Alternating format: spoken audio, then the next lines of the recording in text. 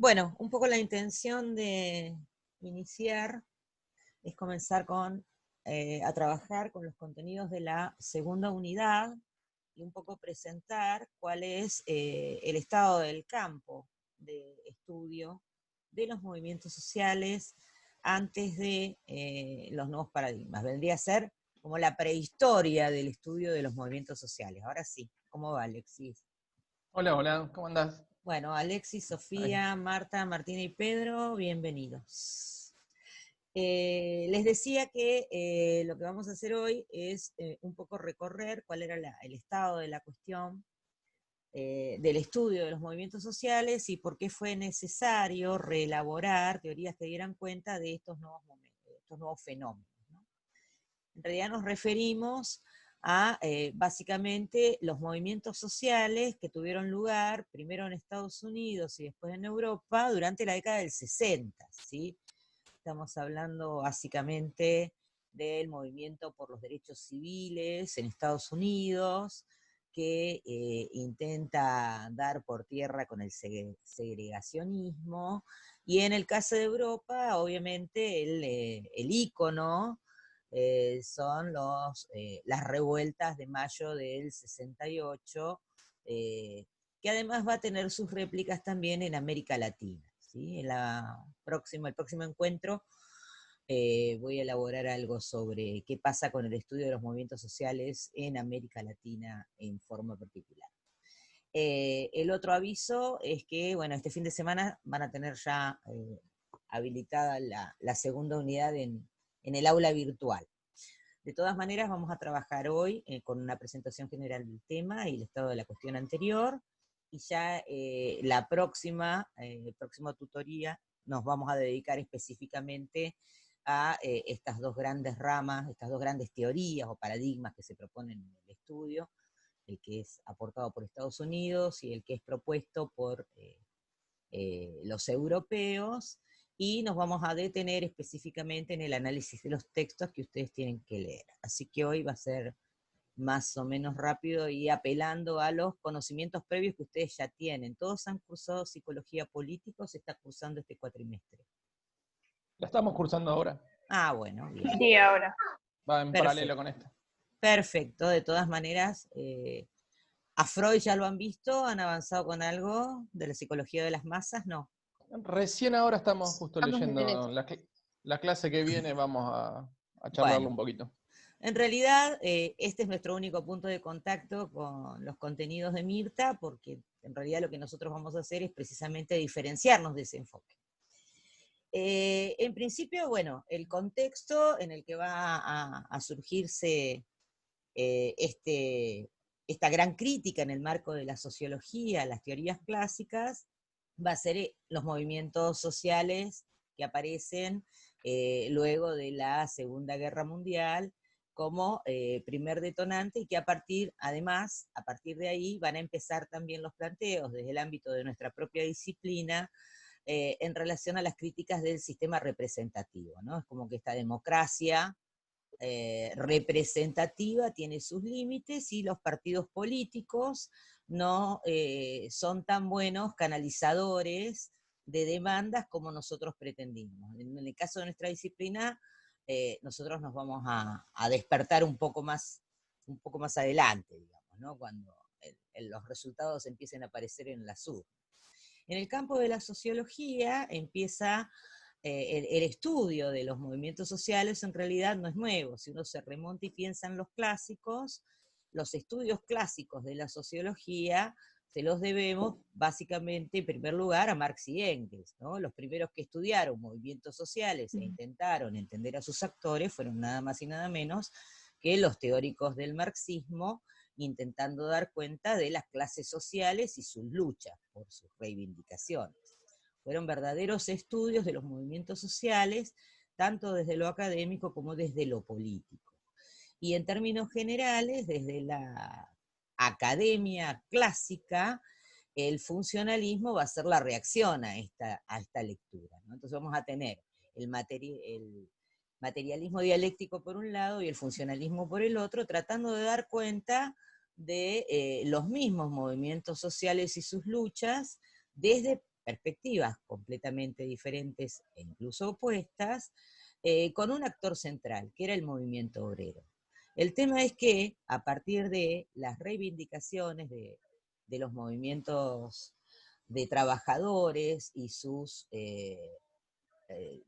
conquistas y su incorporación al estado de bienestar, poco a poco el mecanismo de la negociación entre trabajadores y empresarios comienza a ser la constante, y las tensiones que aparecen son en otro campo, ya no son estrictamente clasistas. Decíamos en el encuentro anterior que una de las características de estos movimientos es la heterogeneidad de quienes participan y la reivindicación de postulados universales, ¿no? Que trascienden cualquier clase social. Piensen en los movimientos ecologistas. Si me aguantan medio segundo, voy a la heladera a buscar una botella de agua que me la olvidé. Ahí vengo. Sí, sí.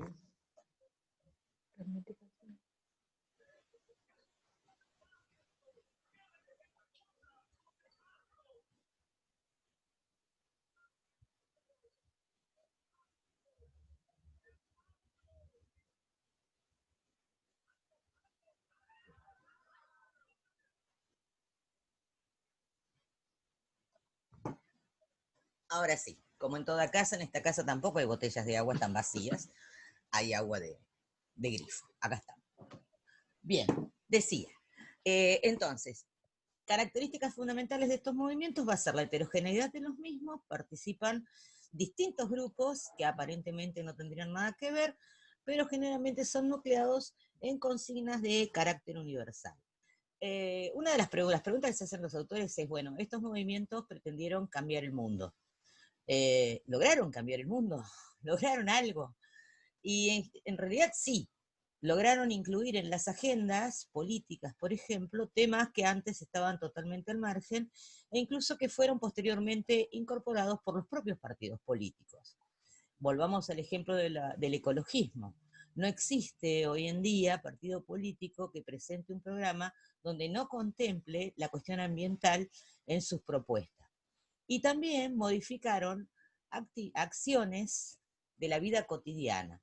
Piensen, por ejemplo, en los feminismos, cómo los movimientos feministas han, a lo largo de estas décadas, transformado nuestras conciencias directamente. También reflejan un fuerte cuestionamiento al sistema de partidos políticos, ¿no? Estas nuevas demandas que salen por fuera de los límites de los partidos políticos y obviamente no tienen nada que ver con los momentos electorales. Se trata de demandas universales siempre presentes, que por lo tanto no dependen de momentos electorales ni agendas electorales. De ninguna manera significa esto el abandono de una tendencia individualista que a partir del siglo XX empieza a caracterizar la ciudadanía. Pero, sin embargo, de todas maneras, se tratan de intentos colectivos por cuestionar el rumbo de los sistemas políticos, básicamente en manos de empresas transnacionales que son las que realmente manejan el poder. Es un intento de resistencia. La agenda de los movimientos antiglobalización en la actualidad nuevamente ha comenzado a poner en cuestión las teorías vigentes de análisis de los movimientos sociales. Eso lo vamos a ver en la unidad 3. Pero otra vez aparece, sobre todo a partir de la implementación de Internet en el tema de su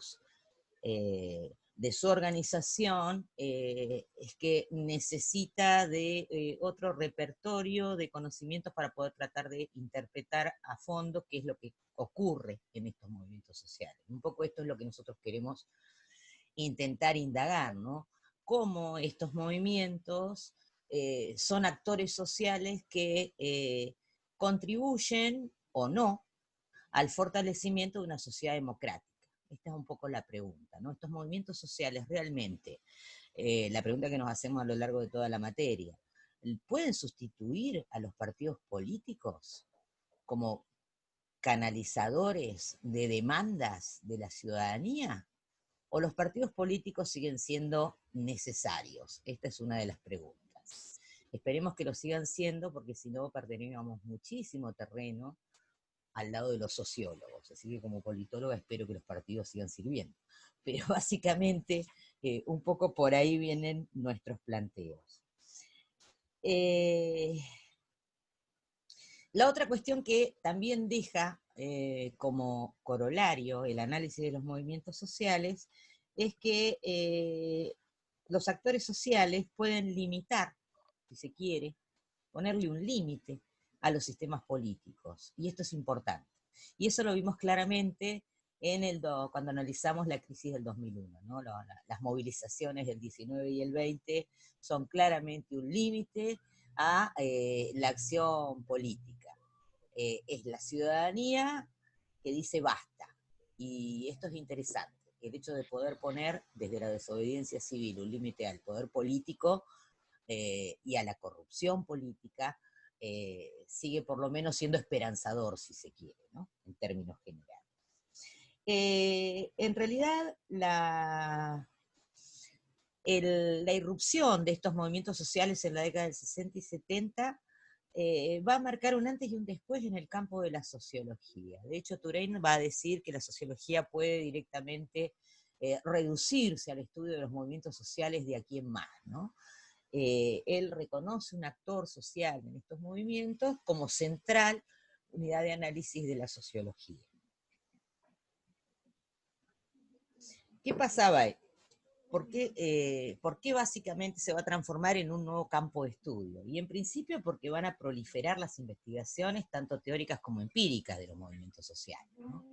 Se van a multiplicar los estudios porque va a haber muchísimos casos para poder analizar. Y en segundo lugar, porque se va a producir una crisis, si se quiere, epistemológica dentro de la sociología, en donde se van a replantear todas las teorías clásicas presupuestas hasta este momento, ¿no?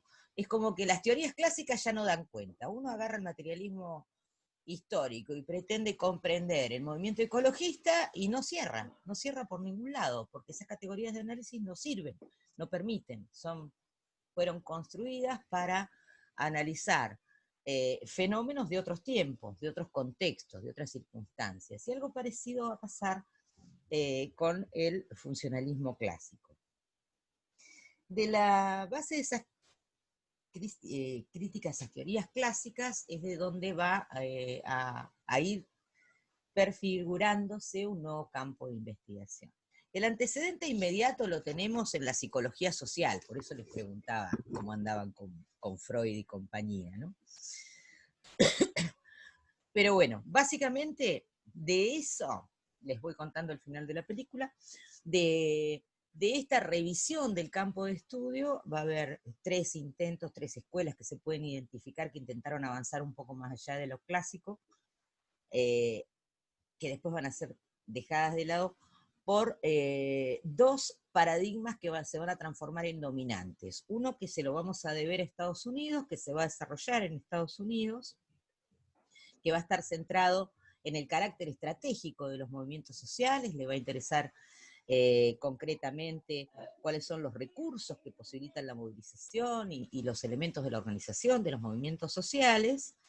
Y en Europa, por otro lado, en lugar de mirar hacia el interior del movimiento social, lo que van a mirar es la estructura en la cual se van a desarrollar esas movilizaciones sociales. Les van a preocupar los factores estructurales y las identidades que llevan a los individuos a participar en estos movimientos sociales. Entonces, por un lado vamos a tener el paradigma estratégico, que es el norteamericano, y por el otro vamos a tener el paradigma de las identidades, que es el europeo. Si bien estas dos visiones, esto lo vamos a ver con más detalle en la próxima clase, pero ya lo adelanto, no son incompatibles entre sí, sí estuvieron durante mucho tiempo sin ningún tipo de nexo, ¿no? Se autoconsideraban excluyentes unas de otras. Y de hecho lo que hacían era disputarse el campo de conocimiento para imponer su propio paradigma. A mediados de los 80, sin embargo, ambas perspectivas comienzan a acercarse, ¿no?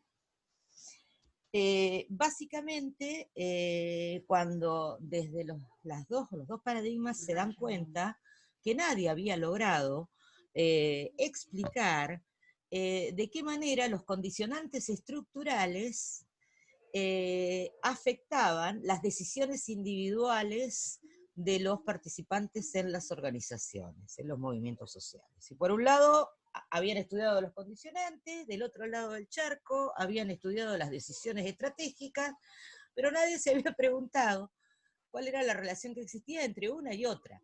De hecho, uno no puede estudiar una decisión estratégica si no lo estudia en un contexto, que por supuesto va a condicionar el tipo de decisión que uno lleve adelante. Esto que parece así, como tan obvio, en realidad durante 2 décadas no fue tan obvio, y de hecho llevó su tiempo. A partir de ahí empezaron a aparecer miradas que intentaban conjugar ambos, y eso es lo que vamos a ver en la unidad 3 con los nuevos paradigmas.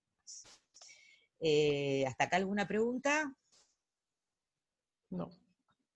Bueno, seguimos adelante. En, ¿Sí? en un momento, Mercedes, dijiste que hubo 3 escuelas que quedaron en desuso. Ahora vamos a No sé empezar si a lo ver. vamos a ver. Ahora las vemos, ahora las vemos. Ah, bien, Eso es lo bien. que vemos ahora a continuación. Bien. Ahí está poniendo Fernando que está en la sala de Sí, espera. No sé si- gracias, porque lo estaba ignorando horriblemente. Listo.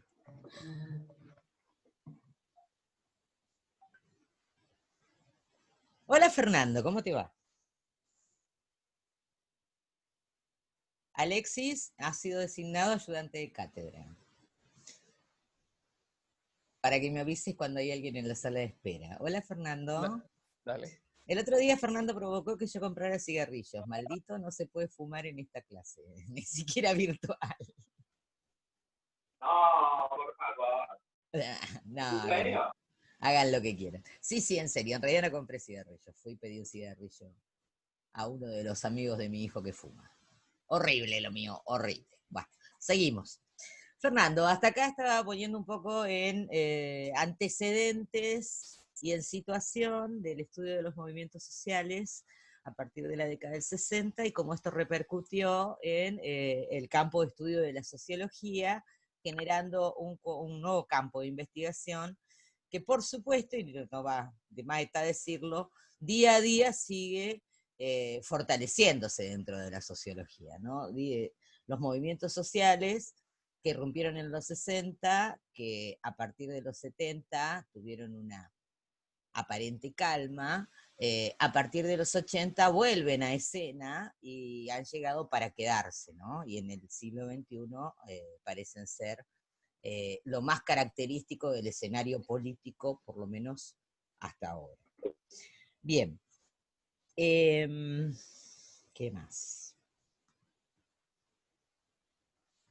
En realidad, estos debates que se dan hacia el interior de la sociología, entre las distintas perspectivas, lo que están haciendo es dar cuenta de que ya no es tan fácil, dada la complejidad de los hechos sociales, de elaborar una teoría atrapatodo, ¿no? Es prácticamente imposible poder generar una teoría que sea capaz de explicar no solamente todos los movimientos sociales, sino aunque sea un solo movimiento social hacia el interior. Entonces esto hace que nos veamos en la obligación de recurrir a distintas miradas para poder explicar estos fenómenos. Eso lo van a tener que tener en cuenta cuando decidan cuál va a ser el movimiento social que van a analizar y tengan que tomar la decisión de, bueno, desde qué perspectiva lo van a analizar, ¿no? Básicamente. No lo pueden tomar desde todos lados, van a tener que hacer el famoso recorte. Ni siquiera se puede mirar, es imposible pensar que uno podría abordar un fenómeno social desde los múltiples prismas, ¿no? No solamente la complejidad tiene que ver con esto, son infinitas miradas sobre infinitos aspectos del movimiento. Esta es la cuestión compleja. Bien, veamos los principales hitos de la cuestión. En la prehistoria del estudio de los movimientos sociales. En principio, ya a fines del siglo XIX empiezan a aparecer las teorías de la psicología que van a presentar este campo de análisis básicamente como absolutamente irracional, ¿no? Van a recurrir, y esto es lo que ustedes van a ver en psicología política, los primeros argumentos tienen que ver con una especie de contagio, ¿no? Esto que estas reacciones que hacen que un individuo aislado se comporte en forma racional, pero cuando está en masa actúa de forma irracional, un poco seducido por los discursos y llevados por los carismas del líder, y esto provoca toda una serie de comportamientos irracionales al generarse una especie de mentalidad colectiva, ¿no? Hay como una unidad mental que hace que todos se comporten de la misma manera. Este vendría a ser el antecedente de las explicaciones que van a intentar dar cuenta de los movimientos sociales. Si uno piensa un poco, piense en el movimiento por los derechos civiles de Martin Luther King, por ejemplo. No tenía nada de irracional el boicot a los colectivos, ¿no? Conocen la historia, me imagino, de la ciudadana negra que se negó. Esto fue en realidad no fue el surgimiento del movimiento de derechos civiles, pero sí fue el gran catalizador que los va a poner en marcha y los va a unificar, y es donde va a aparecer la figura de Martin Luther King. El doctor King, en realidad, llama a hacer un boicot a la empresa de transportes, porque en Alabama, que es donde ocurre esto, una señorita negra, cansada de trabajar, se sube al colectivo, y en ese momento los colectivos estaban separados, la parte de adelante para los ciudadanos blancos, la parte trasera para los ciudadanos negros. Pero en el caso de que un ciudadano blanco no tuviera donde sentarse y ya se hubieran agotado los asientos de los blancos, un negro tenía que pararse, en realidad 4 personas negras tenían que pararse, porque tenían que desocuparle todo alrededor para no estar en contacto. En este caso, ella se había sentado en el lugar de las personas negras, se levantaron los otros 3, pero ella se negó a levantarse. Ella estaba contra la ventana y del otro lado no quiso levantarse, así que la arrestaron. A las 24 horas es liberada, pero los activistas del movimiento deciden tomar su caso como un caso ejemplificador, y a partir de ahí empiezan un boicot, y durante más de 300 días dejaron de utilizar el sistema de transporte. Entre otras cosas, esto produjo pérdidas económicas para los medios de transporte, pero el caso llega a la Corte Suprema de los Estados Unidos, que declara que todas las leyes de segregación son inconstitucionales. Esta es la primera batalla que van a dar, esto es en el año 1963-1964. En el año 1964, unos meses después, de hecho, luego de la muerte de Kennedy, Johnson va a terminar enviando la Ley de Derechos Civiles al Congreso y va a ser aprobada. Este es el punto de partida de todos estos movimientos. Como verán, bueno, desde el principio la estrategia de este movimiento es la no violencia, ¿no? Recuerden que Martin Luther King era bautista, era un pastor, y él pregonaba el amor antes que la violencia, y realmente era un creyente en Dios. De hecho, él asegura que habló con Dios, ¿no? Pero más allá de haber o no hablado con Dios, sí habló con Gandhi. Tuvo la oportunidad de viajar a la India y conocer de cerca los métodos de desobediencia civil, y este fue el modelo que tomó y que adoptó y propuso al movimiento, y fue llevado adelante. Les digo todo esto para ponerlos en situación, para ver con qué trataban de analizar lo que estaba ocurriendo con los movimientos sociales, y por supuesto hacía aguas, no se podía explicar, porque no era irracional, al contrario, era racional. Entonces, desde el punto de vista de la psicología, por lo menos de la psicología de fines del siglo XIX, no quedaba muy claro. De todas maneras, la influencia de esa psicología va a continuar por lo menos hasta la década del 70, que aparecen los nuevos paradigmas. El primer enfoque de los 3 que yo les planteaba es el enfoque del comportamiento colectivo, se llama. Este enfoque se va a desarrollar en las décadas del 20 y del 30 en la conocida Escuela de Chicago, y sus principales exponentes son Park, Burgess y Bluner. Lo que tiene de diferente y de novedoso es que intentaron relacionar el comportamiento colectivo con el cambio social. O sea, ya acá empezábamos a mirar la sociedad en su conjunto y la idea de cambio. Ellos entendían que en el proceso de transformación social hay determinadas condiciones emergentes que van a ser las que van a estimular nuevos modos de organización social.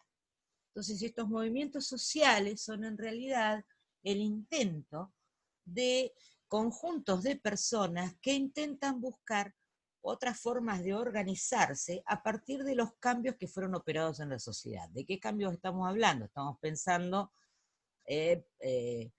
la primera parte del siglo pasado, pensamos en la industrialización, en los procesos de urbanización, básicamente ese es el escenario, ¿no? Entonces los movimientos sociales son expresión del impacto de la urbanización y de las pérdidas de formas de culturas tradicionales. La innovación tecnológica, los medios de comunicación y las inmigraciones. Básicamente esto sería el escenario. Se van a producir cambios en la estructura social que van a provocar la aparición de intentos no institucionalizados de reconstrucción de estas redes sociales que han sido, desaparecido, ¿no? Es necesario reconstruir las creencias compartidas para poder fortalecer y reconstruir la estructura social. A diferencia del funcionalismo, este enfoque no intenta construir un orden. Ese orden se perdió. Hay que reconstruir otro. ¿Se entiende? Esta es la gran diferencia. La idea es que estas personas movilizadas lo que intentan es desarrollar nuevos sistemas de significados compartidos y nuevas formas de relación social, diferentes a las anteriores. Esto se llamó interaccionismo, ¿no? Tenemos dos formas, en realidad, dos escuelas básicamente. Una primera, que es la del dentro del enfoque de comportamiento colectivo. La primera, que es la del interaccionismo, que está basado en el interaccionismo simbólico de Mead, básicamente. Y la segunda, que es la versión funcionalista de la historia. Por eso se ve que les suena. Si les suena porque es funcionalismo. Es la antesala del funcionalismo clásico. Y lo que tiene de diferente de la psicología de las masas es que se abandona esa visión pesimista, esa visión de irracional, y se le otorga un carácter positivo, ¿no?, a estas movilizaciones. El comportamiento colectivo empieza a ser visto como positivo para poder recomponer los lazos sociales de las estructuras.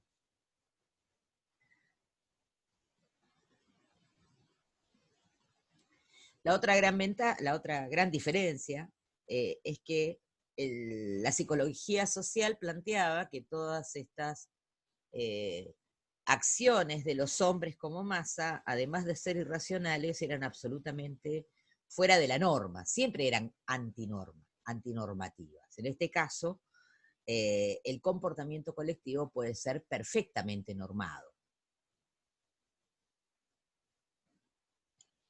De hecho, el centro de esta mirada está puesta en el origen de la solidaridad y la identidad colectiva de los movimientos sociales, ¿no? Se puede reconocer una identidad colectiva y lazos de solidaridad dentro de estos movimientos. La continuidad va a estar dada porque el componente psicosocial sigue presente. De hecho, esta este ingrediente de la psicología social va a ser abandonada después por las escuelas clásicas del estudio de la acción colectiva, y nuevamente es vuelto a poner en discusión, y en las versiones actuales se tiende a volver a identificarlo para poder dar cuenta y para poder terminar de explicar.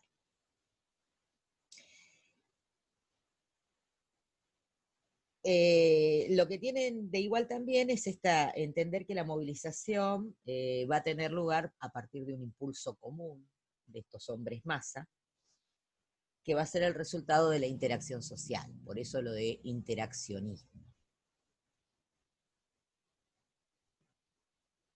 La otra cuestión que tienen en común, y que tiene que ver con que son los primeros estudios de este tipo de movimientos, es que intentan utilizar el mismo marco de análisis para explicar cualquier movimiento de acción colectiva, desde una protesta, un disturbio o estudios de opinión pública. Para todo utilizan el mismo marco de análisis, lo cual, por supuesto, no era apropiado, digamos. En la década del 50 y el 60 va a aparecer lo que se llamó la versión funcionalista, que obviamente van a ser seguidores de Parsons. El Simelser es el más destacado de todos, el que se va a abocar al estudio de los movimientos sociales, y lo que va a intentar, en primer lugar, es marcar que él quiere hacer una explicación sociológica del fenómeno, y abandonar la explicación psicológica, ¿no? Esta primera pretensión de marcar la cancha dentro del ámbito de la sociología. Él pretende hacer sociología, por lo tanto, ¿qué va a estudiar? La estructura social, ¿no? El sistema social, básicamente. Lo que le va a interesar a él, el foco lo va a poner en cuáles son los determinantes de estas protestas sociales, ¿no? ¿Por qué surgen estas protestas sociales? ¿Qué es lo que va a determinar? ¿Cuál es el contexto estructural en el que va a tener lugar la movilización? Si analizáramos el caso que decía recién de los movimientos civiles, obviamente lo que habría que mirar es toda la legislación segregacionista y las situaciones concretas de desigualdad en las que van a estar las personas de color, ¿no? Básicamente. La sociedad entonces, para esta versión funcionalista, va a estar constituida por distintos subsistemas que van a estar en equilibrio. Los comportamientos colectivos van a ser leídos como síntomas, en realidad, de las tensiones de la estructura social, ¿no? La sociedad está en un equilibrio, pero en determinado momento las instituciones y los mecanismos de control no logran reproducir la cohesión social que el sistema requiere, y a partir de ahí aparecen estos movimientos de protesta, estos movimientos de reclamo, estos grupos organizándose y reclamando. O sea que van a poner en evidencia las deficiencias que tiene la propia estructura social, ¿no? Por otro lado, también va a plantear que estos movimientos sociales son las reacciones que se van a llevar adelante a partir de crisis que se producen dentro de las sociedades, ¿no? Que ya no van a estar vistas en forma negativa, ¿no? Esa mirada se va a abandonar completamente y va a empezar a mirarse con atención, básicamente a partir de identificar en estos movimientos el desarrollo de creencias compartidas que van a proveer de nuevas formas de cohesión social al sistema en crisis.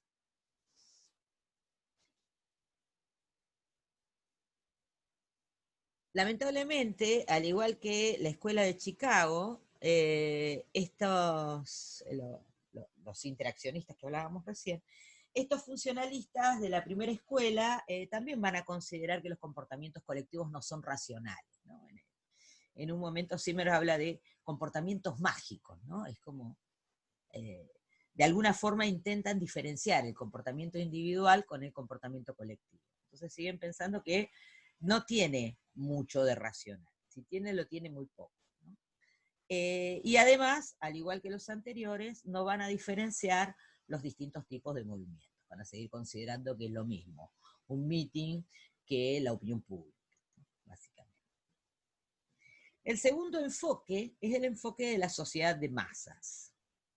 El enfoque de la sociedad de masas es completamente opuesto, ¿sí? El antecedente de este enfoque son los postulados en la década del 20 de Ortega y Gasset.